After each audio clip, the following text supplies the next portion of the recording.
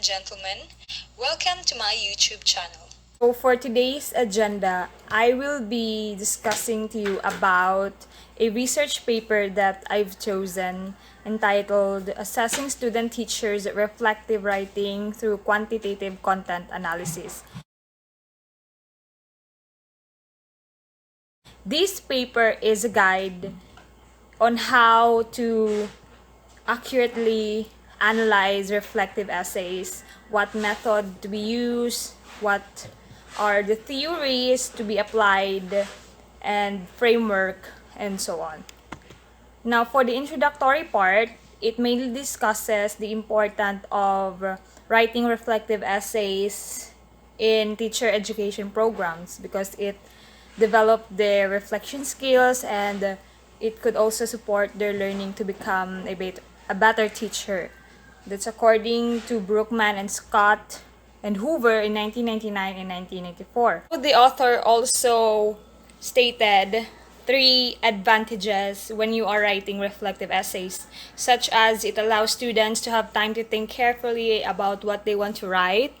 It is possible to rethink and rework ideas and experiences over an extended time. And lastly, the product of writing set a clear position statement which can be observed, clarified, discussed, and developed further outside the person who has written the words. Now, the researcher also stated that in many countries, reflective essays are accepted or commonly accepted as part of a teacher education curricula. So, that's including countries such as UK, Hong Kong, US, Australia, Egypt, Israel, and Israel.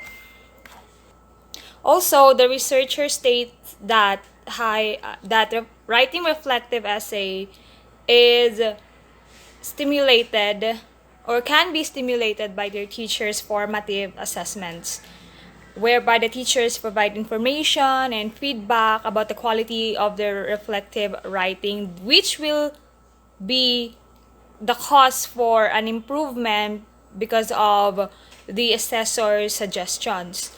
Now, the researchers also stated that reflective essays are high-quality formative assessments which provides feedback to students about the quality of their work that guide them when improving the quality of their reflective writing.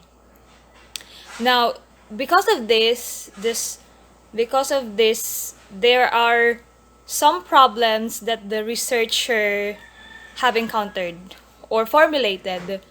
So, when improving the quality of reflective writing, it needs feedback on the level and content of students' reflective writing. And what are the most effective strategy for them to move to a higher level of reflective writing? So the first problem that the researcher found is that reflective essays demands a structured and systematic analysis of the content of the student's reflection. However, in most cases, research on the assessment of reflective writing is based on a holistic approach to determine the level of reflection. So, it did not regard content analysis of the students' reflective writings. Another issue of concern is the restricted time period. For the research and levels of students' reflective writings, usually restricted to a short time frame of several weeks. And despite the general importance of formatively assessing students' reflective writings in teacher education, it is difficult for teachers to provide high-quality formative assessments. So the first problem that the researcher noticed is that the holistic approach and the restricted time period. Now, at the latter part, the researcher stated that compared to holistic approaches, analytic approaches include a more structured and systematic analysis of content of the student's reflection. So, the researcher found a flaw in holistic approach. That is why the researcher approved to analytic approaches because they assume that under certain circumstances, analytic assessments can contribute to the meaningfulness and usefulness of the formative assessment for both the student and the teacher because more specific feedback can be provided. The use of quantitative content analysis or QCA procedures determines the levels and content of reflection that contributes to an analytic assessment of students' reflective writings has been shown feasible in this context. QCA is a systematic procedure for analyzing the content of documents. For example, the students' reflective essays, which are the corpora of this study, with coding categories and coding rules to make inferences about the underlying construct. Now, content analysis procedures with a reflection model as a formative assessment strategy. As a formative assessment strategy in the context of scaffolding students' reflective writings in teacher education programs. Now, the aim for this study is to explore how the development of QCA procedure can contribute to the formative assessment of students' reflective writings by presenting information about reflection levels and content of students' writings during 2 consecutive semesters. Now, this is the general question of the study. What type of information about reflection is revealed by using a QCA procedure for formatively assessing student teachers' reflective writings? Now, this is the chosen framework of the researchers. So this is the procedure in which, before they come up with their specific framework. To validly assess students' reflective essays, the researchers conducted a literature search for reflection models within the context of analyzing students' reflective writings using different databases, which will be seen. So the key search, which were included here in the paper, is about reflection models, levels of reflective writings, and reflective or reflection levels. So in the quantitative side, a snowball method was used to locate articles that were appropriate for this assessment. Now, 1977 was chosen. The year was chosen as a starting point is 1977 because of the publication of Van Manen in 1977, which is considered the first fundamental publication to be used by researchers for developing a model to analyze students' reflective writings. That's the first fundamental model in creating a framework in this study. Lee's framework of content and levels of reflective writing as a starting point for a classification of reflection models. So, Van Manen is the fundamental publication used to develop a model, and Lee's framework is the starting point for classifying reflection models. Lee's framework summarizes the results of a systematic review study regarding concepts used to identify content and level of reflective thinking over time. Just as well, these authors, such as Meziro's reflection levels, about non-reflective and reflective action, including the 11 studies, and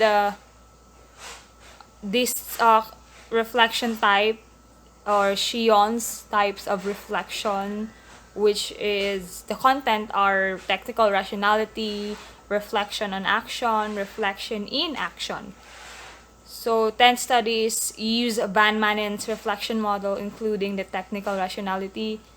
So since Van Manen is the first fundamental publication in developing the model, so according to the gathered articles of the author of the researcher, 10 studies were Van Manen's reflection model, or the the same model to with Van Manen, including these are the content: the technical rationality, deliberate rationality, and critical rationality.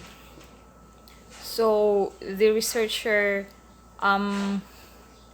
theorized, or in conclusion, the concept of reflection model is modeled in many ways, not just one but many classification. Now, as you can see in the screen, The contributions of the authors.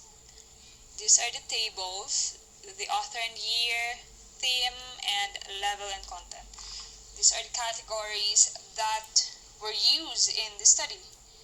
And these are the authors that were found and stated in the research study. So the highlighted part is the research that were used in the study. in the context of this study, when assessing the levels and content of students' reflective writings, the reflection models based on Sagarido and O'Sullivan in 1994 were useful for several reasons. The first one is that it describes the content of reflection being of a technical, situational or sensitizing in nature, in a neutral perspective. Technical content refers to technical reflection, situational is deliberative reflection, and sensitizing refers to critical reflection. The second one is that it defines in terms of thinking activities, namely description, justification, and critique. So, all in all, it is a two-dimensional view framework that were used as the framework of the study. It's two-dimensional. Now, the method of this study is a mixed method approach by Creswell 2008 in a longitudinal setting. Qualitative data on student-teachers' reflection in reflective essays were gathered during 2 consecutive semesters to analyze levels of arguments and content of reflection. And the quantitative data includes the students' assessment results, and the final assessments for the graduation in teacher education were gathered and related to students' quality of reflective essays. Now, this is the sample of the study. 34 second-year student teachers in Dutch University in Applied Sciences for primary teacher education participated in the study. Data were gathered during the last semester of the end of the first year and the first semester of the second year. So that's the participants or the sample of the study. Now, this is the procedure. I will show you in the screen. Topics of the reflective essays were, after reading the procedure, such as the writing reflective essays during the first semester and the second semester. Now, the topics of the reflective essays were managing a group, implementing lessons, preparing, acting, and evaluating, and lastly, communicating with pupils. The assessors of the internship were the intern teachers, and the assessors of portfolios with reflective essays were teacher educators. So the teachers or the students have 2 writing sessions, which would be a reflective essay, a normal reflective essay, and for their portfolio. Assessment is a teaching performance assessment with written task such as reflective essays and professional development documentation. With respect to the different roles of teaching, facilitator of learning, assessor, action researcher, and role model, to assess student teachers' competences, knowledge, skills, and ability by two trained assessors. This is the process in which the student teachers' reflection writings were checked. Now, for the instrumentation, QCA analysis were applied to analyze students' reflective essays. The coding schemes of all these authors were used, and the researchers also developed their own coding scheme combined with their found authors, which were description, evaluation, justification, dialogue, and transfer. The figure on by the next slide. The subcategories were developed to analyze text fragments as units of analysis during two coding trials by two independent researchers. So as I've said earlier, this is a two-dimensional framework, and the method or the method that was used are not just one but many. So this is the figures that were utilized. It has 5 levels and coding schemes, which is the technical, situational, or sensitizing. This is the table or the actual analysis, reflective analysis. Coding scheme, categories, and subcategories with examples. So these are the excerpts that were extracted from the reflective writings of the student teacher. So in the category codes, we have the DE or description. In subcategory codes, there are many classifications, as you can see in the screen. These are some example of the statements that are appropriate for such categories. And the other type, which is evaluation and justification, dialogue, and lastly transfer.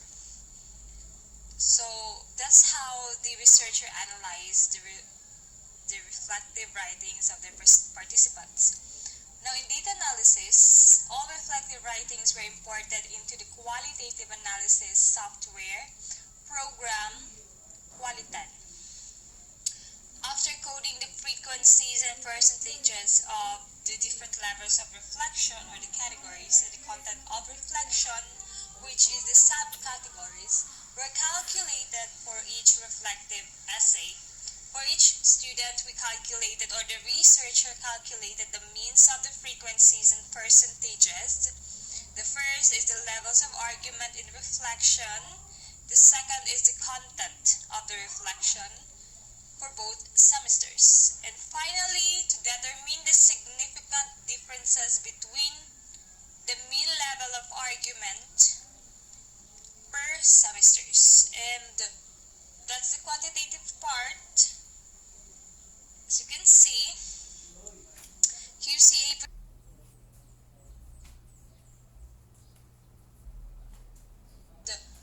that's the quantitative part. As you can see, QCA procedure, the students' mean reflection levels were correlated with the students' assessment results per semester and the students' assessment results after graduation. That's after 4 years.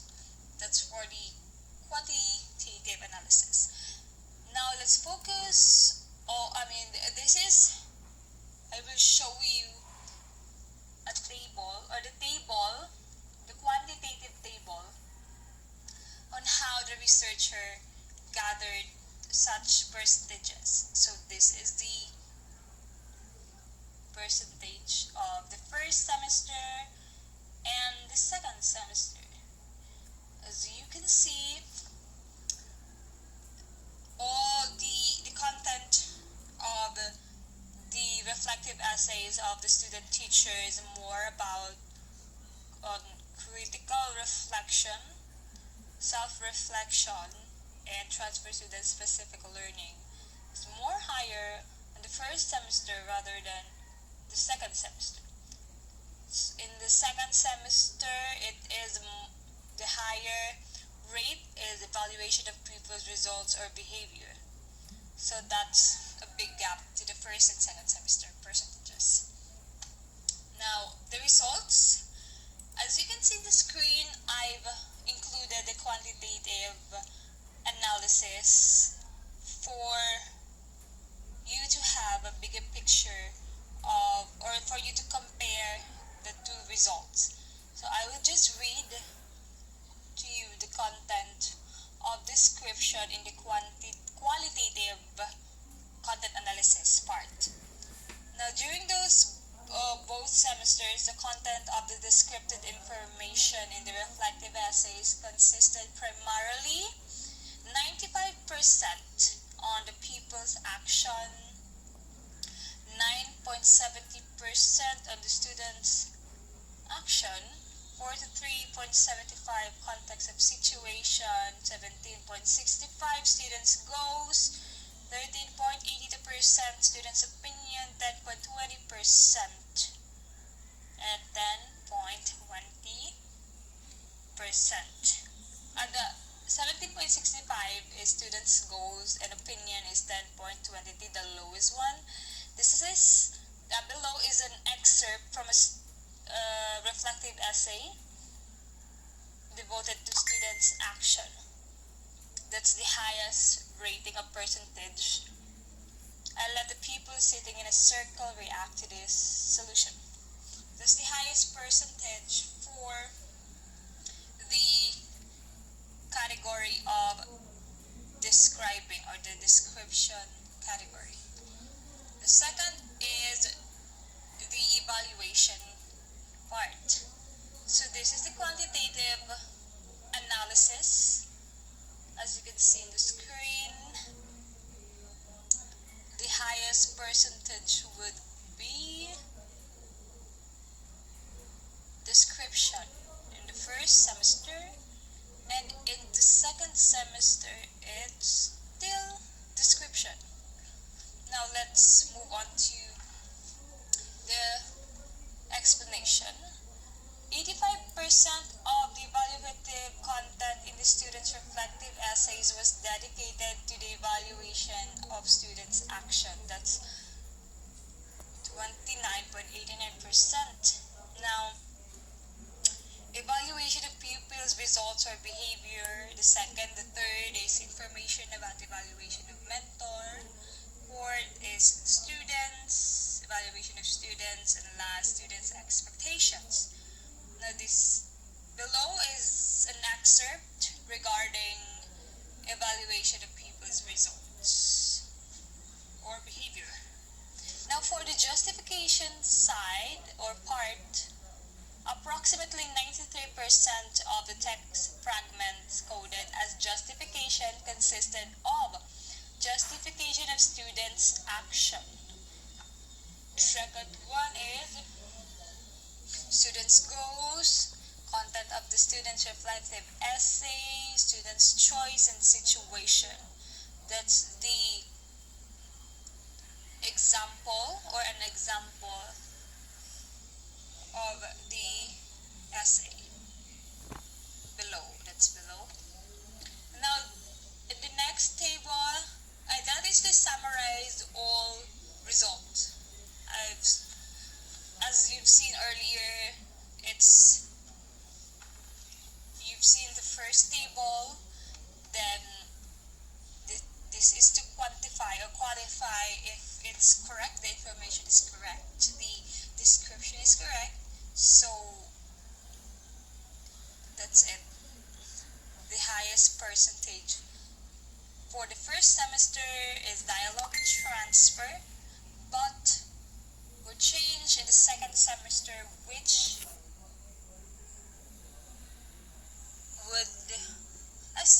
dialogue transfer, but the percentages where, I mean, are deduced. Now, for the dialogue part, students devoted most of their text reflections to critical self-reflection. That's the following excerpt from the text. The transfer part, the content of the transfer was mostly related to student teachers' intentions to implement what they had learned and to handle problems in different ways in the future. So that's the excerpt. So for the conclusion, the aim was to analyze students' teachers' written reflections by using qualitative content analysis as a procedure for formatively assessing these reflective writings.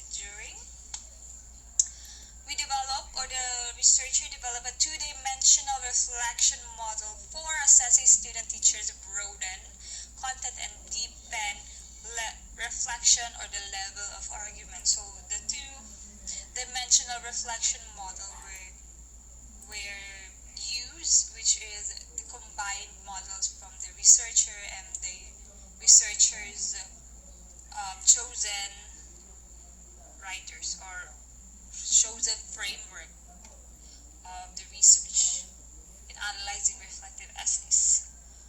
The content of reflective essays was primarily descriptive and evaluative, while far less content was devoted to justification, dialogue, or transformation.